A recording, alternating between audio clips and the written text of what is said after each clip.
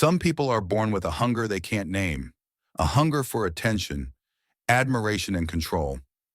Nicole is a beautiful, convincing, and charming woman. She could make any man feel chosen and blessed to be with her. And yet, she never chose anyone but herself. This is the story of a heart that devoured love, and a man who paid the price for believing she could ever love him.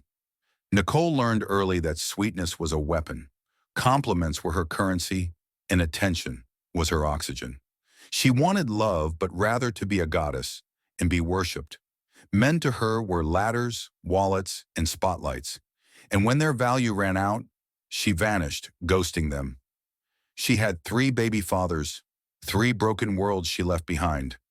Nicole never looked inward and thought it was her fault, only outward, due to her ego which blinded her from seeing where she went wrong. You know, ego always makes you think you're right and never wrong. It was always their fault. They weren't enough. They didn't treat her like the queen she imagined herself to be. In her story, she was perfect. In her eyes, she was always the victim.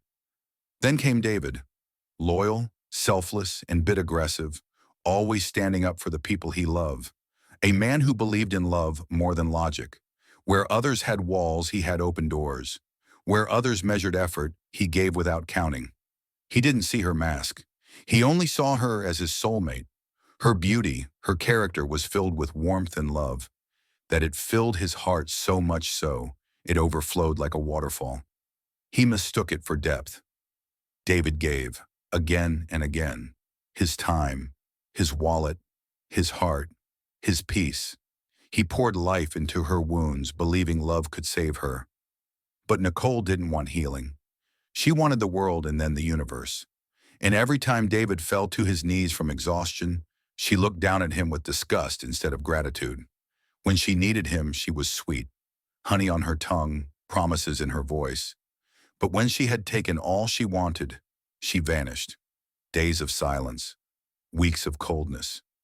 And when David finally broke, Nicole would whisper, "It's your fault." She stabbed him, then blamed him for bleeding. After 6 long years of emotional starvation, David's love finally died, not with screams, but with silence. He didn't hate her. He didn't wish her pain. He simply had nothing left to give. He walked away, not to find someone else, but to save what was left of himself. Time is undefeated. At 50, Nicole faced her own reflection. Debts, aging, silence.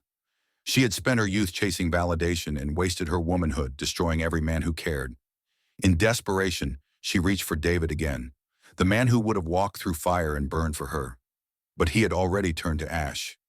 His love was gone. He had nothing left but memories and scars. He remained alone, not because he wanted loneliness, but because she had made him fear love itself. Some hearts don't break, they harden, and some souls don't learn until the silence becomes their only companion. Nicole spent her life chasing admiration, affection by being egotistical and manipulative, without ever finding her forever love, her true soulmate. David lived with a heart full of love, but never again had the courage to share it. The lesson is simple. Never abuse the one who would have given you the world, just for status and the need to always want, and never satisfied with what you have. Love is not a game. People are not tools. And the heart you break today might be the only one that ever truly loved you.